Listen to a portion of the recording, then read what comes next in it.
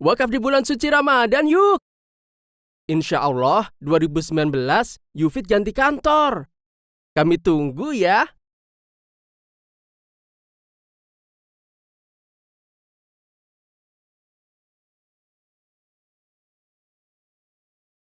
Bismillahirrahmanirrahim. Assalamualaikum warahmatullahi wabarakatuh.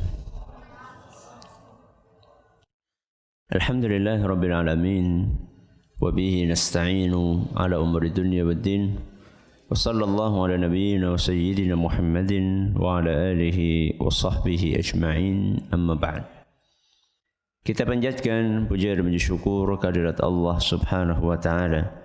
Pada kesempatan sore yang berbahagia kali ini, kita masih kembali diberi kekuatan, kesehatan, hidayah serta taufik dari Allah Jalla wa Ala, sehingga kita bisa kembali menghadiri pengajian rutin menjelang buka puasa di Masjid Manarul Ilmi di Komplek Pesantren Tunas Ilmu di Desa Kedunguluh Purbalingga ini. Kita berharap semoga Allah Subhanahu wa taala berkenan untuk melimpahkan kepada kita semuanya ilmu yang bermanfaat, sehingga bisa kita amalkan sebagai bekal untuk menghadap kepada Allah Jalla wa'ala. Amin. Salawat dan salam semoga senantiasa tercurahkan kepada junjungan kita Nabi besar Muhammad sallallahu alaihi wasallam, kepada keluarganya, sahabatnya dan umatnya yang setia mengikuti tuntunannya hingga di akhir nanti.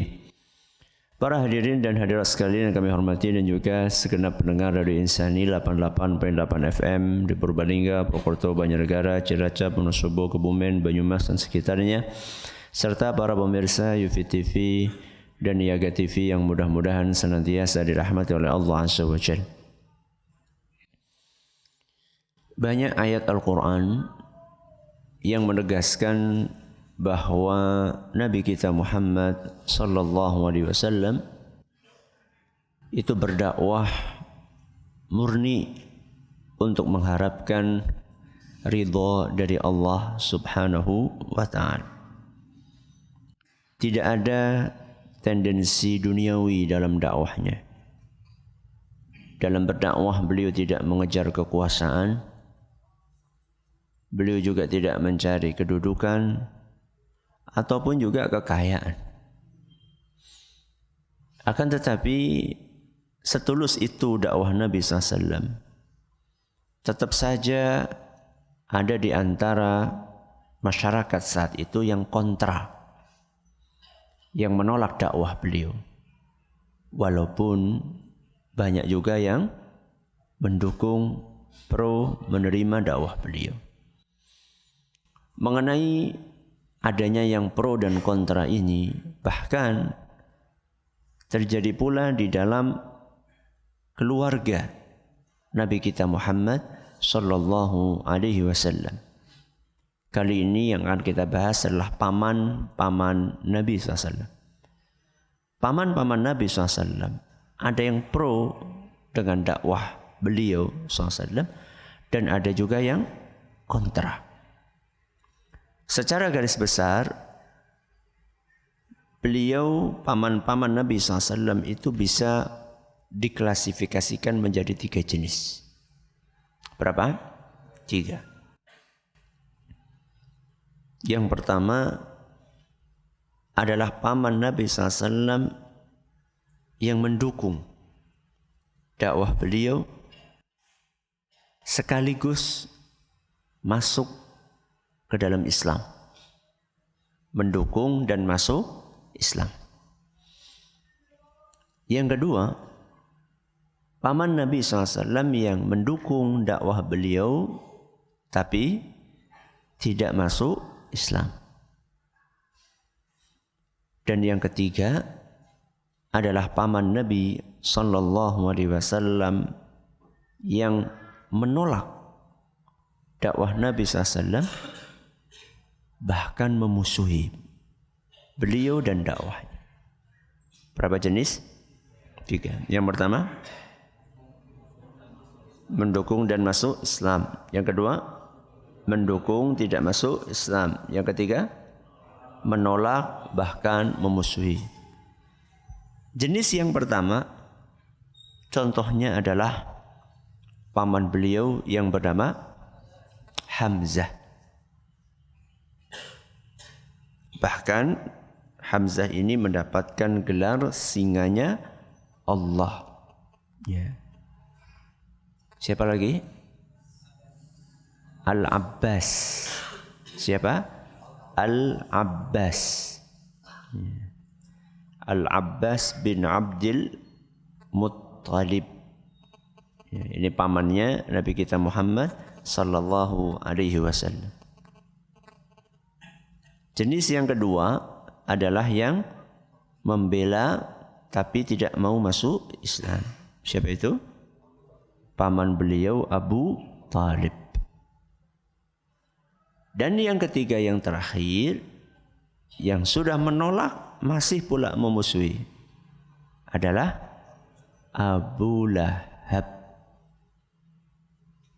Kisah tentang Abu Lahab inilah yang akan kita bahas dalam surat Al-Masad atau Al-Lahab yang akan kita pelajari pada sore hari ini.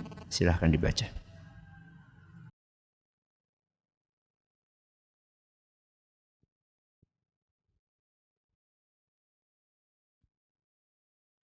أعوذ بالله من الشيطان الرجيم بسم الله الرحمن الرحيم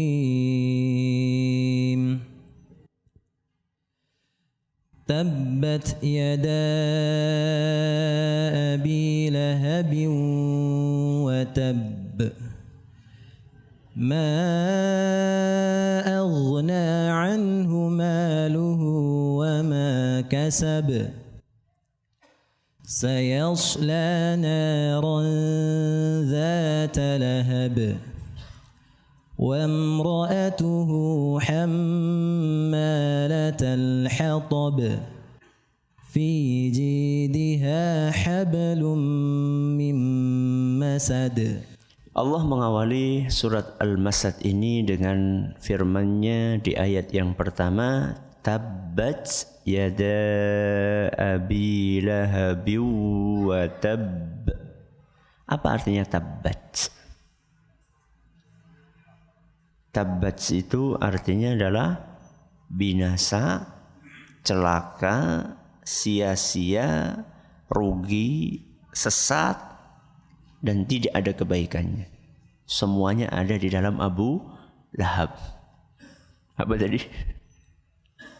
Binasa, celaka, sia-sia, rugi, sesat, tidak ada kebaikannya sama sekali. Tabbat yada.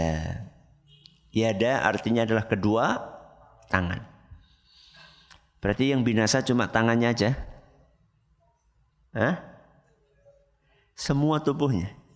Kenapa yang disebutkan tangan di sini? Karena tangan adalah alat utama untuk melakukan sebuah perbuatan. Jadi konon dikisahkan ketika Nabi SAW sedang berdakwah, mengajak masyarakat untuk memeluk Islam, ngajak mereka untuk mengucapkan la ilaha illallah, Abu Lahab ini setelah Nabi SAW mengajak berdakwah, di belakangnya dia megangi batu, ngelempari Nabi kita Muhammad SAW dengan kedua tangan, sampai kaki Nabi SAW berdarah-darah, mengucurkan darah segar. Bisa dibayangkan? Ustaz dakwah di belakang ada melempari batu. Jadi apa yang kita alami saat ini tuh gak ada apa-apanya. Dituduh ini, dituduh itu, difitnah ini, difitnah itu gak ada apa-apanya. Dengan apa yang dialami oleh Rasulullah Sallallahu Alaihi Wasallam. Makanya jangan melempem. Jangan apa? Melempem. Apalagi kerupuk kudanen. Apa? Kerupuk kudan. Wis kerupuk kudan. Gimana coba? Kerupuk perak. Udah kayak gitu kena air pula. Gak ada semangat sama sekali. Itulah yang dilakukan oleh siapa? Abu Lahab dengan kedua tangannya. Maka oleh Allah Subhanahu wa taala dikatakan binasa kedua tangannya. Apa cuma kedua tangannya? Tidak, semua tubuhnya binasa. Akibat dari perbuatan yang dia lakukan. Tabbat yada Abi Lahabin. Abu Lahab. Abu artinya bapak. Lahab artinya merah. Apa Abu Lahab punya anak namanya Lahab? Jawabnya tidak.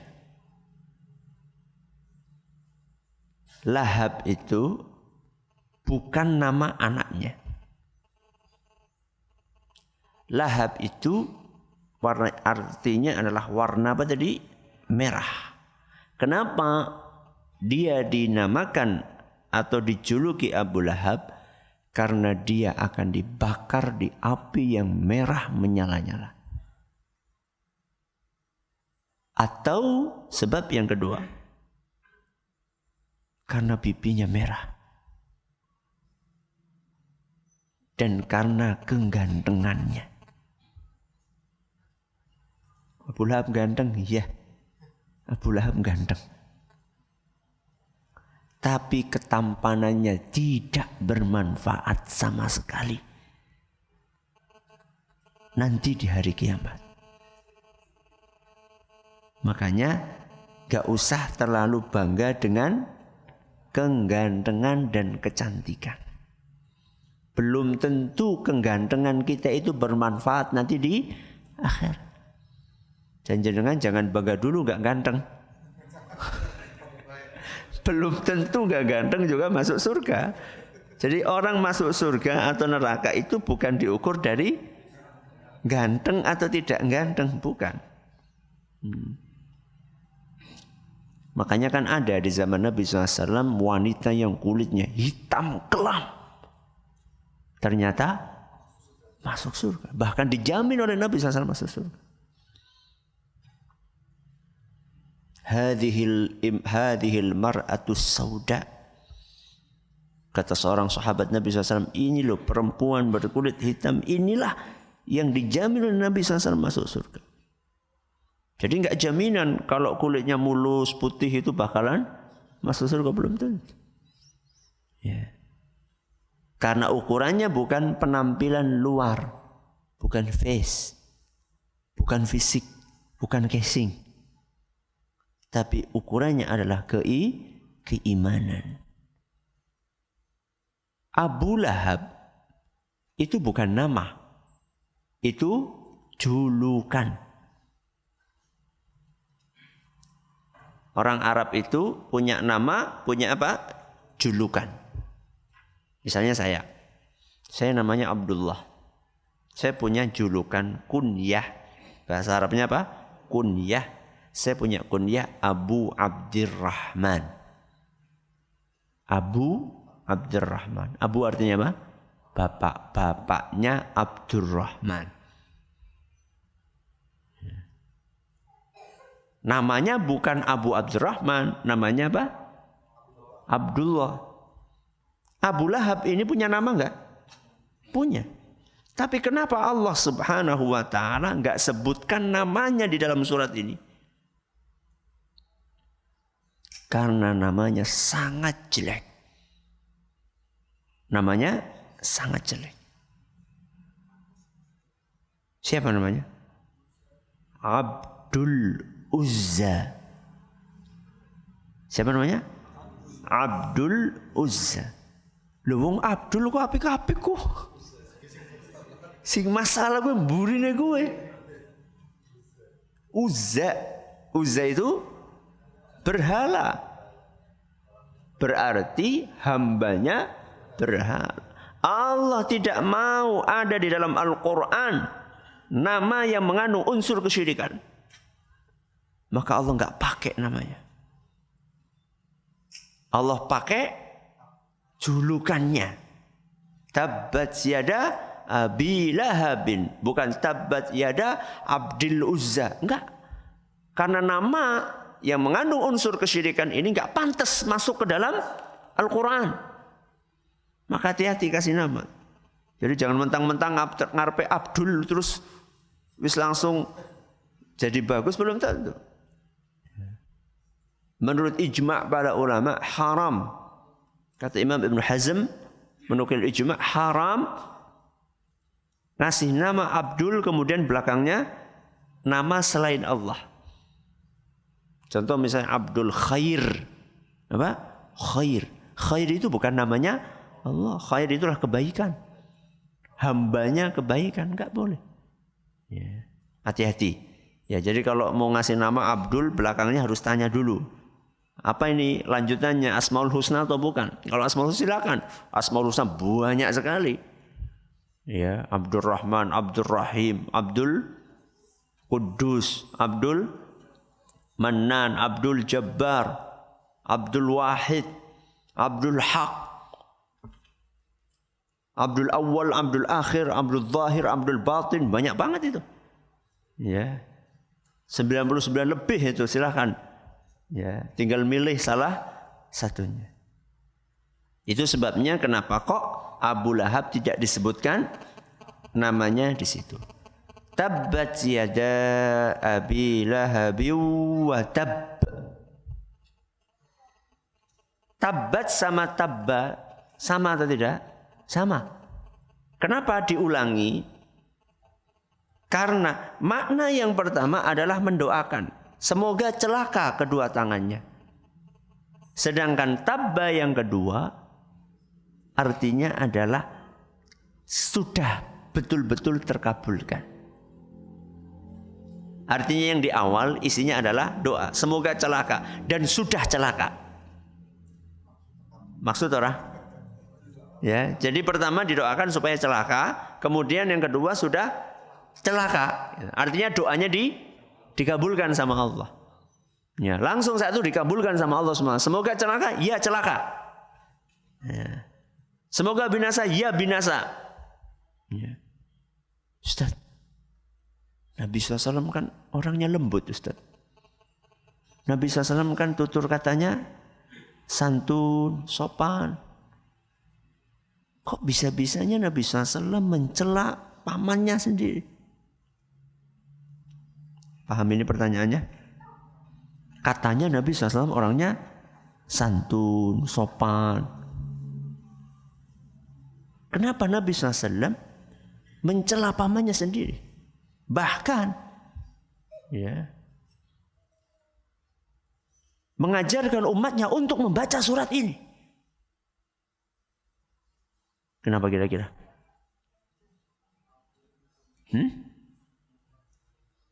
Karena kejahatannya siapa? Abu Lahab. Wais, ayo ke belakang.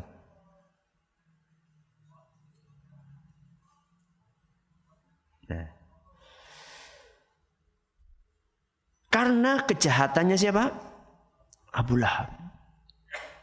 Abu Lahab ini sebelum dia menyebarkan tuduhan kepada Nabi kita Muhammad SAW sebagai tukang bohong,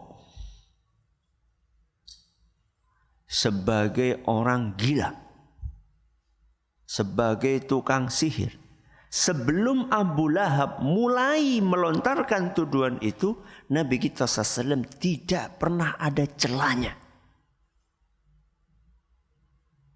Kita tahu Nabi kita SAW sebelum diangkat menjadi Rasul, beliau sudah punya julukan Al-Amin. Apa Al-Amin? Yang terpercaya.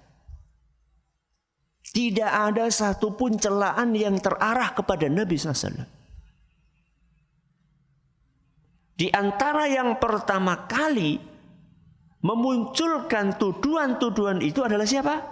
Abu Lahab. Sehingga dengan adanya tuduhan-tuduhan tersebut, membuat dakwah Nabi kita Muhammad SAW terhambat. Membuat penyebaran agama Allah terhambat. Ini kejahatan Abu Lahab.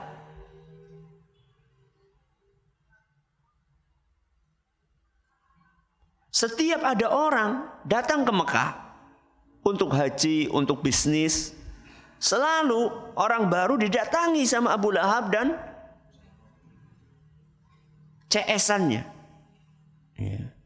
Hati-hati, itu orang gila. Ini kami obati belum sembuh. Na'udzubillahi min dzalik. Ini pembohong, ini tukang sihir. Sehingga banyak orang-orang yang sebenarnya berpeluang untuk masuk Islam mendapatkan hidayah. Gara-gara tingkah polanya Abu Lahab ini, akhirnya mereka terhalang untuk menerima hidayah. Sehingga wajar seandainya turun satu surat penuh untuk mencela Abu Lahab. Dan siapapun yang membaca surat ini dapat pahala setiap huruf 10 pahala. Sampai hari kiamat. Karena kejahatan siapa? Abu Lahab. Dan ini menunjukkan bahwa sikap lemah lembut itu tidak menghalangi sikap tegas. Masing-masing ada apanya? Ada porsinya, ada tempatnya.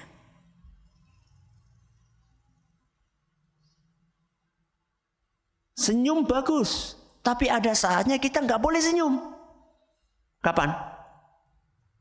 Ketika istri kita diganggu. Saya kan orangnya ramah. Saya orangnya kan halus. Saya orangnya kan sopan. Istri saya diganggu ya senyum saja. Monggo. Oh. Apalagi agama Allah yang diganggu. Apalagi Al-Quran yang dihina. Kita harus tegas. Tegas pada tempatnya. Halus pada tempatnya. Ini ayat yang keberapa? Ayat yang pertama. Ayat yang kedua. Apa bunyinya? Ma aghna anhu maluhu wa ma kasab. Ma aghna. Tidak berguna. Tidak berguna untuk siapa dan apanya yang tidak berguna. Tidak berguna untuk Abu Lahab. Apanya? Maluhu. Maluhu artinya adalah hartanya. Wa ma kasab. Diterjemahkan, ditafsir oleh para ulama, anaknya. Anaknya siapa? Abu Lahab. Allah Subhanahu wa ta'ala ingin menjelaskan kepada kita semua bahwa harta yang dimiliki oleh Abu Lahab, begitu pula anak yang dimiliki oleh Abu Lahab, tidak akan berguna baginya nanti pada hari kiamat. Tidak akan berguna untuk apa? Untuk menebus dirinya agar bisa dibebaskan dari siksaan neraka. Karena konon suatu saat ketika dia melihat Nabi kita Muhammad SAW berdakwah, apa komentar dia? Idza kana ma yaqulu ibnu akhi haqqan. Seandainya apa yang disampaikan oleh ponakanku benar, maksudnya seandainya memang yang disampaikan Muhammad ini benar-benar dari Allah, kemudian gara-gara aku tidak ikut agama dia, lalu aku dimasukkan ke neraka, fa inni aftadi nafsi yaumal qiyamati minal adzabi bimali wa waladi. Gampang. nanti hari kiamat saya tebus siksaan itu dengan harta dan anak-anak saya. Pede ya. Dia pikir Allah bisa disuap. Ya. Maka Allah Subhanahu wa taala bantah di dalam ayat ini, ma aghna anhu maluhu wa ma kasab. Wong-wong sugih aja pede. Jangan terlalu pede. Hartamu itu tidak bisa digunakan untuk menebus siksaan Allah Subhanahu wa taala, termasuk anak-anak. Ustaz, berarti harta itu enggak ada gunanya nanti hari kiamat, Ustaz. Anak berarti enggak ada gunanya nanti pada hari kiamat. Iya? Iya atau tidak? Iya atau tidak? Tergantung. Nah, bukan iya atau tidak, tapi apa? Tergantung. Tergantung hartanya buat apa, anaknya buat apa. Kalau seandainya harta yang kita miliki kita gunakan untuk kebaikan, di jalan-jalan yang diridhoi oleh Allah Subhanahu wa taala, maka ini akan membantu kita masuk surga. Karena Allah Subhanahu wa taala akan mengganjar setiap infak yang kita keluarkan minimal 10 pahala. Bahkan sampai berapa? 700 kali lipat pahala. Bukan hanya membantu kita ke surga, menghindarkan kita dari api neraka. Beliau SAW bersabda, ittaqun nara walau bisyiqqi tamrah.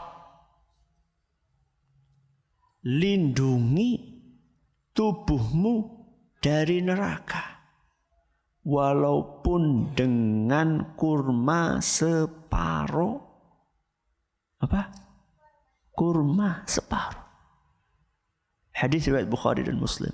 Apa maksudnya? Ketika kita infak kurma walaupun cuma separuh, dan kita tulus di dalam infak tersebut, maka kurma yang separuh ini bisa melindungi tubuh kita dari api neraka. Kurma separuh. Yan-yan wong Purbalingga bakwan separuh. Duwene kur separuh. Karena separuhnya gak dewek. Ya. Gak punya yang tersisa kecuali terigu sama sayur-sayur itu yang tersisa cuma buat bikin bakwan 1 tok. Tapi aku pengen terlindungi dari api neraka. Kayak anak wong lagi buka puasa, tapi aku ya pengen buka. Maka bakwan ini saya paruh. Yang separuh buat orang buka puasa. Kalau kita tulus, maka bisa melindungi tubuh kita dari api neraka. Berarti bermanfaat atau tidak? Bermanfaat. Harta kita yang sebenarnya yaitu. Adapun yang kita tumpuk, yang kita simpen sampai kita meninggal dunia, rekeningnya masih di mana-mana, itu bukan harta kita.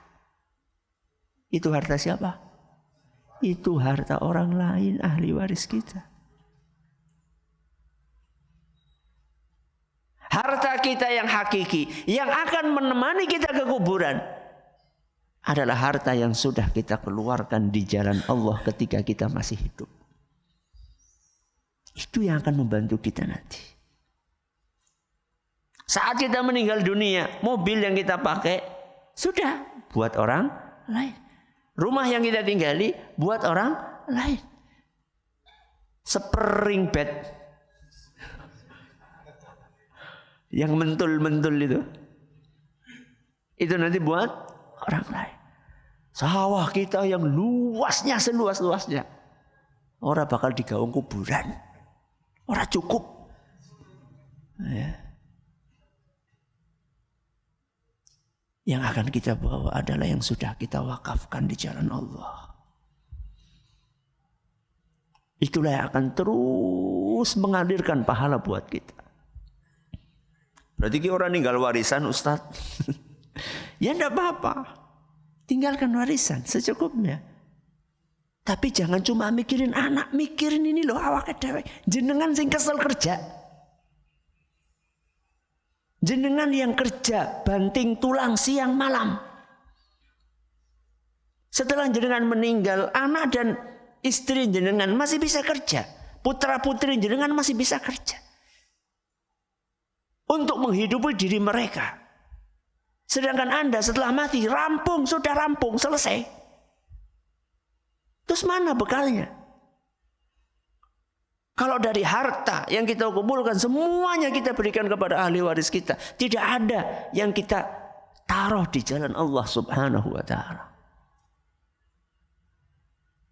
Maka kalau sudah punya keinginan untuk melakukan kebaikan, jangan diundur-undur.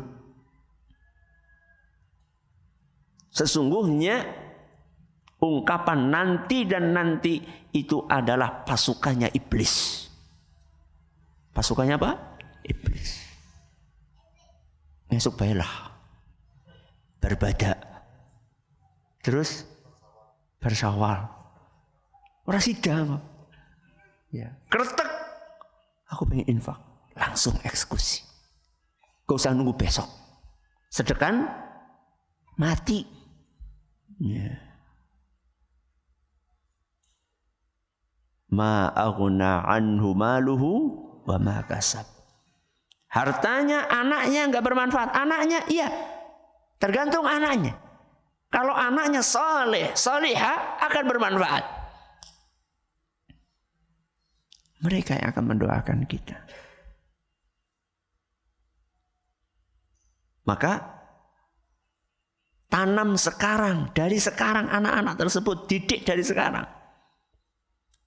Luangkan waktu kita lebih banyak buat anak-anak kita daripada waktu kita buat teman-teman grup WA.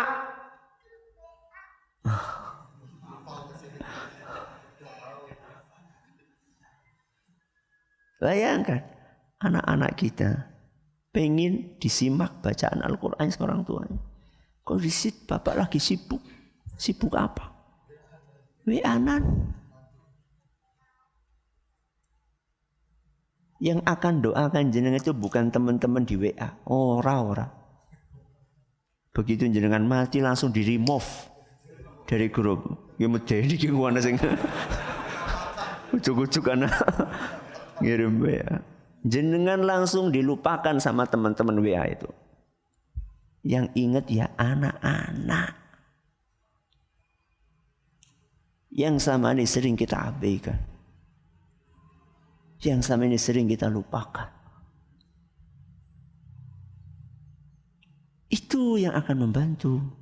Kalau anaknya soleh, solihah. Nek bejut ya berbaik. Ya. Ibadah yang kita kerjakan saat ini, sholat kita, puasa kita, itu akan berhenti dengan meninggalnya kita. Yang akan tetap setelah kita meninggal mengalir ya anak soleh. Maka jangan pernah timpang di dalam membagi waktu untuk sholat, puasa, zikir, baca Quran dengan waktu untuk mendidik anak. Jangan pernah timpang. Jangan sampai ketika anak kita membutuhkan bantuan, kita katakan, aku lagi ngaji, aku lagi sholat. Sholatmu itu berhenti ketika kamu mati. Yang akan tetap lanjut adalah anak kita. Setelah kita mati, kita nggak bisa sholat lagi. Kita nggak bisa baca Quran lagi. Setelah mati, kita nggak bisa zikir lagi. Yang masih bisa adalah anak-anak kita yang menengkadahkan kedua tangannya. Rabbighfirli wali walidayya warhamhuma kama rabbayani shaghira. Itulah investasi kita yang termahal.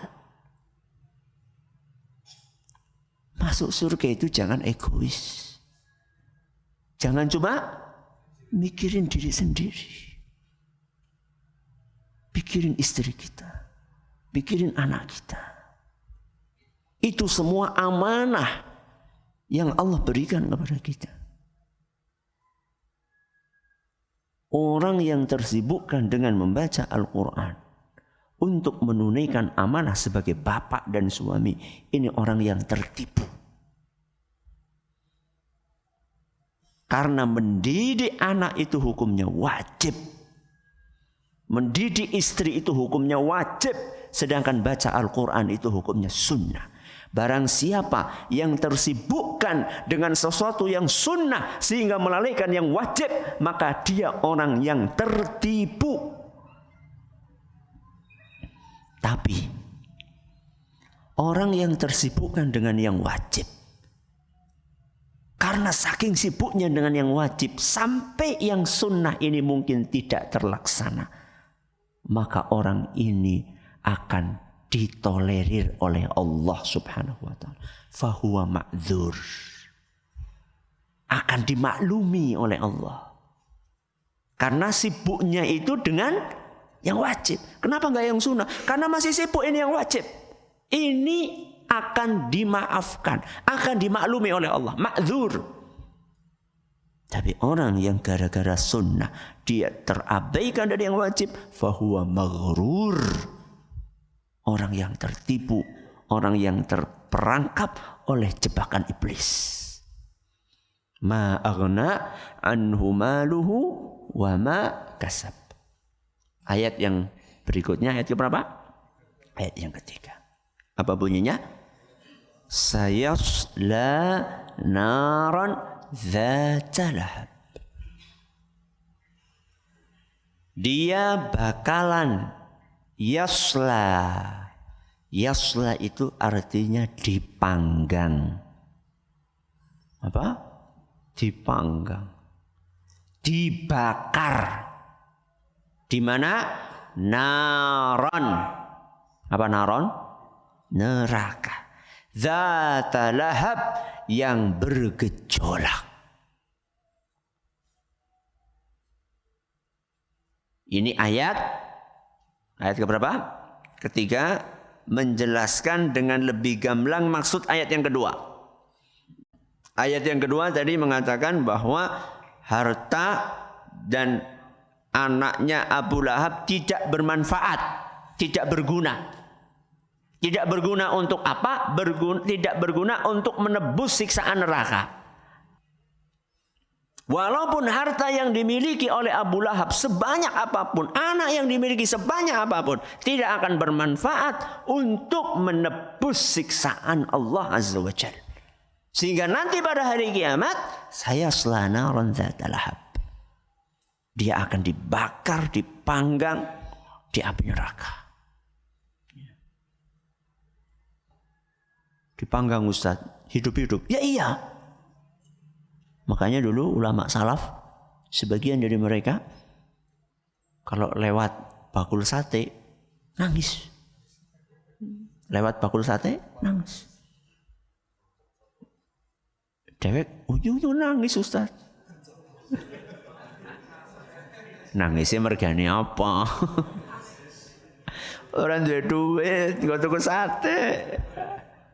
Kalau ini bukan, nangisnya itu karena terbayang, ya Allah, ini ayam dibakar, kan sudah mati.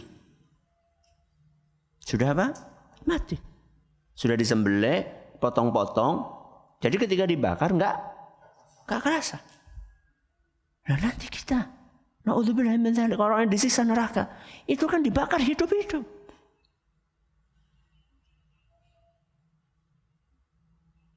Apa enggak nangis mereka Ustaz? Nangis. Ya. Tapi nangisnya darah. Karena sudah habis air matanya. Dan saking banyaknya darah yang mengucur itu, seandainya ada kapal, itu bisa kapal itu berlayar di atas sungai darah tersebut. Rasulullah sallallahu alaihi wasallam bersabda, dalam sebuah hadis yang diriwayatkan oleh Imam Al-Hakim. Dan isnad ini dinyatakan sahih oleh beliau. Inna ahlan nari, sesungguhnya penghuni neraka, la yabkuna, akan terus menangis, hatta law ujriyatis sufunu fi dumu'ihim lajarat, saking banyaknya air mata yang keluar dari matanya penghuni neraka, seandainya kapal itu dilayarkan di atas air mata darah mereka, niscaya kapal itu bisa berjalan di atas. Wa innahum la yabkuna dam, dan sungguh penghuni neraka itu air mata yang keluar adalah darah. Habis sudah, air matanya sudah habis, yang keluarlah darah. Sampai kapan? Tergantung apakah dia orang Islam atau orang kafir. Saat orang Islam masa mlebu neraka? Ya mungkin. Orang Islam yang tidak mau beribadah dengan baik kepada Allah. Mung Islam tok KTP ne, salate tidak. Ya, puasane tidak. Ya, seminggu lah formalitas ngormati. Ya. Seminggu ngormati tangga-tanggane, kok baru gue wis. Ya. Jadi orang Islam pun berpeluang untuk masuk neraka. Cuman kalau masuk neraka tidak akan kekal. Nah, kalau orang-orang kafir masuk neraka, khalidina fiha, mereka bakalan kekal selama-lamanya. Na'udzubillahi min dzalik. Ini ayat yang ketiga. Ayat yang keempat, apa bunyinya? Wamra'atuhu hammalatal hatab. Setelah Allah membahas tentang Abu Lahab, ayat pertama, kedua, ketiga, ayat yang keempat dan ayat yang terakhir, Allah membahas tentang istrinya Abu Lahab. Istrinya Abu Lahab itu julukannya Ummu Jamil. Jamil itu indah, tapi perilakunya tidak seindah julukannya. Wa imra'atuhu, dan istrinya, hammalatal hatab, pembawa kayu bakar. Loh, siapa tadi? Ummu Jamil itu kan bangsawan, Ustaz. Iya, Ummu Jamil itu bangsawan. Masa membawa kayu bakar? Itulah cupetnya, sempitnya pikirannya Ummu Jamil. Jadi Ummu Jamil ini saking gak sukanya sama Nabi kita Muhammad SAW, itu dia ngumpulin kayu-kayu yang banyak duri-durinya. Kemudian dia ikat, dia gotong. Kemudian kayu-kayu, ranting-ranting yang banyak durinya tadi dia sebarkan di jalan yang biasa Nabi SAW melewati untuk berangkat ke masjid.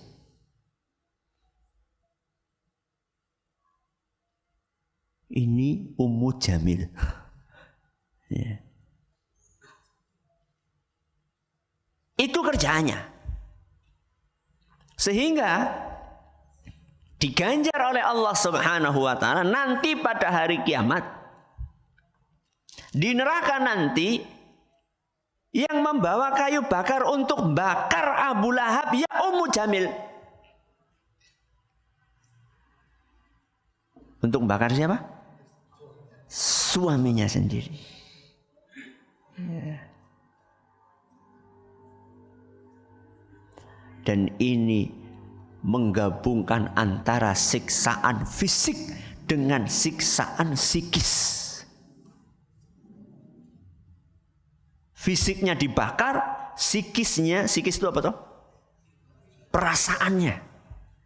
Yang bakar istrinya sendiri.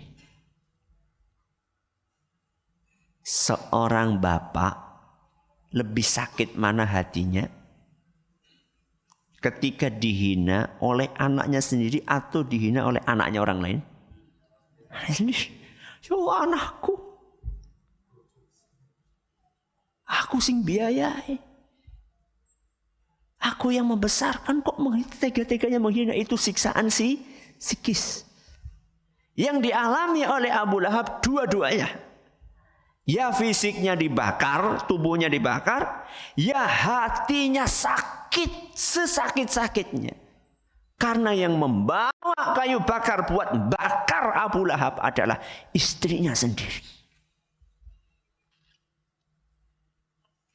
Jadi Ummu Jamil mendukung 100% kejahatan siapa? Suaminya. Ini istri yang setia atau musuh? Saya tanya.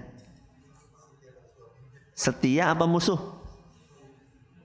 Setia.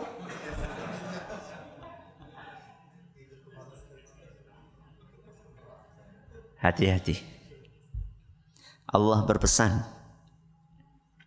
di dalam surat At-Taghabun ayat 14. Surat apa? At-Taghabun ayat 14. At-Taghabun itu sunat nomor 64. Nomor pinten? 64. Allah berfirman, ya ayyuhalladzina amanu, wahai orang-orang yang beriman, inna min azwajikum wa auladikum aduwan lakum.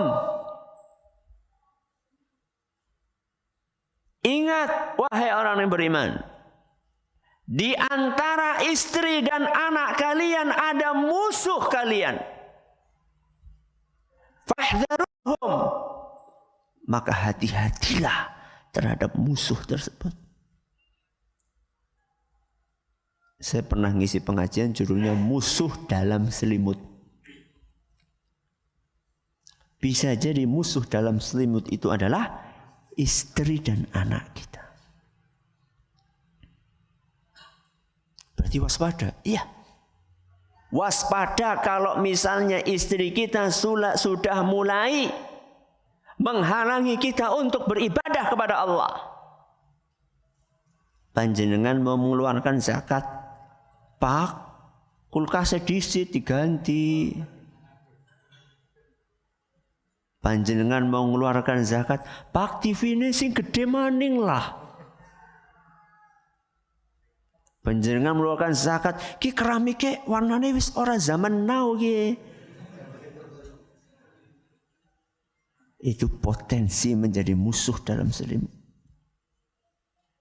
Ketika jenengan mulai memegang prinsip akidah yang benar, ketika mulai menjalankan sunnah Rasul, Pak, aja kaya kowe lah, sing umum bae lah.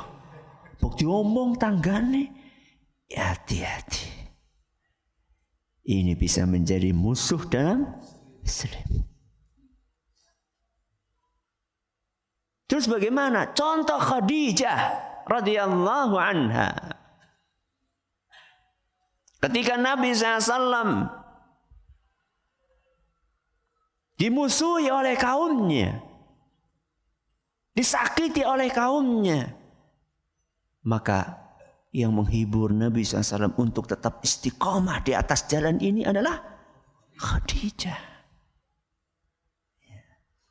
Bukan malah wis aja enggak gawe masalah lah Pak lah. Ya. Wis melu bae kaya tanggane lah. Enggak seperti itu Khadijah. Khadijah menguatkan suami. Istiqomah. Ikuti terus jalan ini. Hidup cuma sementara. Ya. Apa tak pekat bayi ya bojoku ya Ustaz ya. Apa saya ceraikan saja, ini jangan musuh dalam selimut ini Ustaz. Tadi surat apa tadi? At-Taghabun ayat 14. Baca sampai akhir ayat. Akhir ayatnya, wa in ta'fu, seandainya engkau maafkan mereka. Siapa yang dimaafkan? Musuh dalam selimut tadi. Ya. Wa tasfahu, engkau santuni mereka, engkau sikapi dengan halus. Wa taufiru, engkau ampuni mereka. Fa innallaha ghafurur rahim. Sesungguhnya Allah Maha Pengampun, Maha Penyayang. Jadi enggak ujuk-ujuk langsung, oh macam-macam. Mana? Ya, enggak. Nasihati. Pelan-pelan. Siapa tahu malah nanti dia jadi seperti Khadijah, ya, mendukung ya keputusan kita untuk hijrah menuju jalan yang lebih baik lagi. Cuman semuanya itu butuh apa? Proses. Ayat yang terakhir. Ayat keberapa? Kelima. Fi jidiha hablum mim masad. Di lehernya siapa? Ummu Jamil, istrinya Abu Lahab. Di lehernya hablum, ada tali.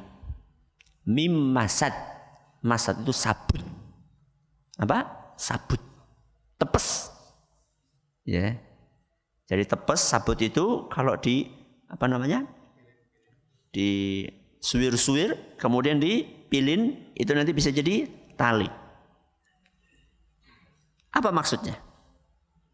Ada sebagian ulama tafsir menafsirkan bahwa Ummu Jamil, tadi kan saya sudah katakan kerjaannya nyari apa? Ranting-ranting kayu-kayu yang berduri-duri. Nah itu biasanya kalau mau berangkat, dia bawa tali itu. Tali yang terbuat dari sabut. Buat apa? Kalau sudah terkumpul buat ikat. Nah tali yang dia bawa kemana-mana itu nanti hari kiamat jadi tali yang terbuat dari api. Sebagai ganjaran atas perbuatan buruk dia ketika di dunia. Diikat lehernya dengan tali api. Ini penafsiran yang pertama. Penafsiran yang kedua, Ummu Jamil itu dahulu punya kalung. Punya apa? Kalung. Kalung itu sangat mewah. Karena terbuat dari mutiara, emas intan.